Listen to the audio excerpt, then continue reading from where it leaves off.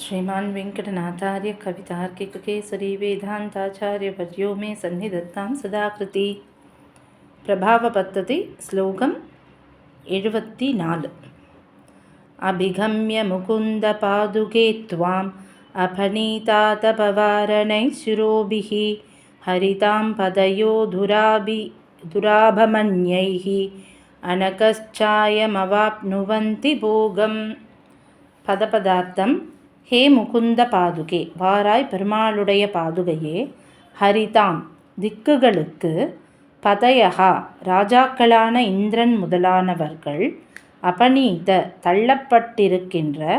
ஆதபவாரணைகி, குடையை உடைத்தாயிருக்கின்ற. சிரோபிகி, தலைகளால். துவாம், உன்னை. அபிகம்ய, அடைந்து. அந்யைகி, மற்றவர்களாலே. துராபம், அடைய முடியாமலிருப்பதும். அனக, குற்றமில்லாமலிருக்கின்ற. சாயம், காந்தியை உடைத்தாயிருக்கின்றதும். போகம், சுகானுபவத்தை. அவாப்னுவந்தி, அடைகிறார்கள் அப்படின்னு சாய்க்கிறார். அதாவது 8 திக்குக்கும் ராஜாவாக இருக்கிறவா இந்த இந்திரன் முதலானவர்கள், அஷ்டதிக் பாலகர்கள். அவளோட கொடையெல்லாத்தையும் தவிர்த்துட்டும் பெருமாள் எழுறார் அப்படின்னா பெருமாளோட தன்னோட கொடையெல்லாம் கூட எடுத்துன்னு வர மாட்டாள். ஏன்னா அவள்லாம் ராஜாக்கள். அஷ்டதிக் பாலகர்கள்னால் அவாளுக்குன்னு ஒரு வெண்கொற்ற கொடையெல்லாம் இருக்கும். ஆனால் பெருமாளை சேவிக்க வரும்போது அது எல்லாத்தையும் அவள் எடுத்துகிட்டு வர மாட்டாள். அப்படி வந்தான்னா அவளுக்கு ஒரு நிழலே இருக்காதே. பெருமாளோட பின்னாடி போனான்னா ஒரு நிழலே இருக்காதே அப்படின்னா அப்படி இருக்காதான். ஏன்னா பாதுகையோட காருண்யமானது அவளுக்கு சாயம், காந்தியை உடைத்தாயிருக்கதும் நிழலை உடைத்தாயிருக்கிறதும் அப்படிங்கிறார். காந்தினா ஒரு தேஜஸையும் கொடுக்கறது, நிழலையும் கொடுக்கறது, ஒரு சுகானுபவத்தை கொடுக்கறது அப்படிங்கிறார். ஏன்னா அவள் வத்சலா, நம்ம போன ஸ்லோகத்திலேயே பார்த்தோம் இல்லையா, அவளுக்கு வாத்சல்யம் ஜாஸ்தி. அதனால் இந்த அஷ்டதிக் பாலகர்கள்லாம் வரும்போது கொடையே இல்லாமல் அவள் வந்தால் கூட அவளுக்கு அவள் ஒரு நிழலை கொடுக்குறா அப்படிங்கிறார். இப்போது ராமாயணத்தில் பரதன் ராமனை தேடி காட்டுக்கு வரார். நான் அயோத்தியிலேருந்து கிளம்பி நான் திருப்பி ராமனை கூட்டுன்னு வந்துடுறேன்னு சொல்லிட்டு காட்டுக்கு வரார். அப்போ கிளம்பி வரும்போது எல்லாரும் வரா, அவரோட பெரிய சைன்யமே வருது. ரத்த கஜ துரக பதாதிகளோடு தான் வரார் அவர். ஆனால் ராமன் இருக்கிற இடத்துக்கு கொஞ்சம் முன்னாடி வரும்போது, கிட்டத்தட்ட இந்த மந்தாகினி கிட்ட வரும்போது எல்லா சைன்யத்தையும் அங்கேயே நிறுத்திடுறார் அவர். நிறுத்திட்டு இவர் வந்துருக்கிற அந்த தேர் அல்லது குதிரை அது மேலெல்லாம் அவர் வரலையாம். அவர் இறங்கி நடந்து வர ஆரம்பிக்கிறார். கால்நடையாக நடந்து வரார் அப்படிங்கிறார். நிவேஷ்ய சேனாம் து விபுகு பதப்யாம் பாதவதாம் வரஹா அப்படின்னு ராமாயணத்தில் ஒரு ஸ்லோகம். அவர் இப்போ அயோத்திக்கு அவர் ஒத்துனாலும் ஒத்துக்கலைனாலும் வேறு ராஜா இல்லாததுனால அவர் தான் அத்தாரிட்டி. அப்பேற்பட்டவர் தான் ராமனை பார்க்க வரும் அப்படின்னும் போது ராமன் இருக்கிற இடத்துக்கு கூட வரல. அவர் ராமன் இங்கே எங்கேயோ பக்கத்தில் தான் இருக்காருன்னு தெரிஞ்ச உடனே தன்னோட தேரை விட்டு இறங்கி வெறும் காலோடு நடந்து வர்றார். ராமன் இருக்கிற இடம்னு நினச்சி. ராமன் இன்னும் அவர் பார்க்கவே இல்லை.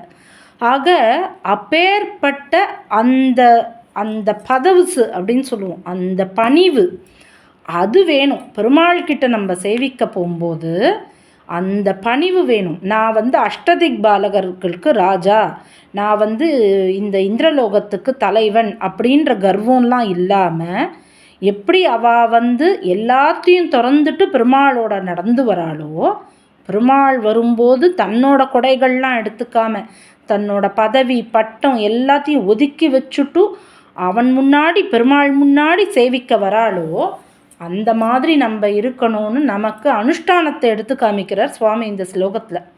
இப்போ இந்த மாதிரி சப்போஸ் நான் எப்பேற்பட்டவன் தெரியுமா, என்னோடய பதவி என்ன தெரியுமா, என்னோடய பட்டம் என்ன தெரியுமா, என்னோடய ஐஸ்வர்யம் என்ன தெரியுமான்னெல்லாம் நினச்சுண்டு நான் இப்போ க்யூவில் நிற்க வேண்டாம், நான் ஸ்பெஷல் டிக்கெட் வாங்கிடுவேன், நான் போய் பார்த்துடுவேன், இப்படியெல்லாம் நினச்சுண்டு பெருமாள் முன்னாடி வரவே கூடாது. அது பெரிய அபச்சாரம்ன்றார்.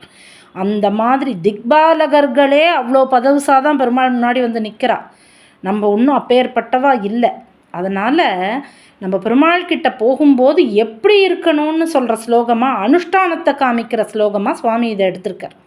ஆக அப்படி எனக்கு எதுவும் இல்லை, நான் உன் முன்னாடி வெறும் ஒரு சாதாரண ஒரு அடிப்பொடி தான் நான் அப்படிங்கிறத உணர்ந்துட்டு போகணும். நம்ம வெறும வார்த்தையால் சொல்கிறது இல்லை, நம்ம அதை உணர்ந்துட்டு போனோம்னா நமக்கு என்ன கிடைக்கும் அப்படின்னா, அந்த நிழல், திருவடி நிழல் நமக்கு கிடைக்கும். அதுவே நம்மளோட தாபத்தை எல்லாத்தையும் தீர்த்துடும். பட்டமே வேண்டான்னு போன பரதனும் பட்டத்தை காப்பாற்றுறதுக்காக சேவிக்கிறதுக்காக வந்த அஷ்டதிக் பாலகர்களும் யாராக இருந்தாலும் சரி, அவள் வணக்கத்தோடு இருந்தால் தான் கேட்டது கிடைக்கும். பட்டமே வேண்டாம், எனக்கு கைங்கரிய இதுதான் வேணும், அந்த அந்த பிராப்தம் தான் எனக்கு வேணும்னு கேட்டு போன பரதனுக்கு அது கிடச்சிது. எங்களுக்கு இந்த பட்டத்தை நீடித்து நிலைக்க வைக்கிறதுக்கு உன்னுடைய அருளாசி வேணும்னு கேட்டு போகிற அஷ்டதிக் பாலகர்களுக்கும் அது கிடைக்கிறது. ஆக நம்ம என்ன வேணால் கேட்கலாம், நம்ம என்ன கேட்குறோங்கிறது இல்லை, ஆனால் அதை எப்படி கேட்குறோன்றதும் ரொம்ப முக்கியம். இதுதான் சுவாமி அமிர்தாஸ்வாதினியில் சொல்லும்போது சாய்ப்பர், என்னது யான் செய்கின்றேன் எண்ணாதாருக்கு, நான் தான் எல்லாத்தையும் பண்ணுறேன், எனக்கே எல்லாம் தெரியும் அப்படின்னு எண்ணாதாருக்கு இன்னடிமை தந்தளிப்பான் இமையோர் வாழும் பொன்னுலகில் திருவுடனே அமர்ந்த நாதன் புனலாரும் பொழிலரங்கம் திகழமண்ணி. இப்படி நம்ம அந்த நானே தான் பண்ணுறேன் இப்படின்ற எண்ணம்லாம் இல்லாமல் போய் சேவிச்சோன்னா நமக்கு பெருமாள் என்ன பண்ணுவார் அப்படின்னா, அன்னையன அடைக்கலங்கொண்டு அஞ்சல் தந்து, ஒரு தாய் மாதிரி, அதை தான் போன ஸ்லோகத்தில் வத்சலான்னர், அன்னையன அடைக்கலங்கொண்டு அஞ்சல் தந்து என் அழலார நிழலார அளிக்கின்றானே, என் தாபம் மொத்தத்தையும் தீர்த்து, இந்த சம்சார தாபத்தையும் தீர்த்து எனக்கு அந்த அவனோட திருவடி நிழலை எனக்கு கொடுக்குறானே அப்படின்னு அமிர்தாஸ்வாதினியில் சுவாமி சாதிச்சது தான் இந்த ஸ்லோகத்துலேயே ஸ்லோகமாக எடுத்திருக்கார். ஆக இது நமக்கு ஒரு அனுஷ்டானத்தை காமிக்கிறது. பெருமாள்கிட்ட என்ன கேட்கணும் அது நமக்கு தெரியாது, அந்த சாய்ஸையும் நம்ம பாதுகாக்கிட்டே விட்டுருவோம். ஆனால் எப்படி கேட்கணும், எப்படி இருக்கணும், நம்ம ஸ்வரூபம் எப்படி இருக்கணும் அப்படின்னா, நமக்கு அந்த தாட் ஃபார்ம் எப்படி இருக்கணும்னு சொல்கிற ஸ்லோகம் இது. நம்ம நாம் பெரியோம் அல்லோம் அப்படின்னு சுவாமி தேசிகன் நமக்கு சொல்லி கொடுத்தா மாதிரி அந்த எண்ணத்தோடு தான் போய் பெருமாளை சேவிக்கணும். அப்படி போய் சேவித்தோம் அப்படின்னா நமக்கு நமக்கு என்ன தேவையோ அதை பாதுகையே பார்த்து நமக்கு கொடுப்பா அப்படிங்கிறது தான் இந்த ஸ்லோகத்தோட அர்த்தமடியேன். கவிதார்க்கிக சிம்மாய கல்யாண குணசாலினி ஸ்ரீமதே வெங்கடேசாய வேதாந்த குரவே நமஹா.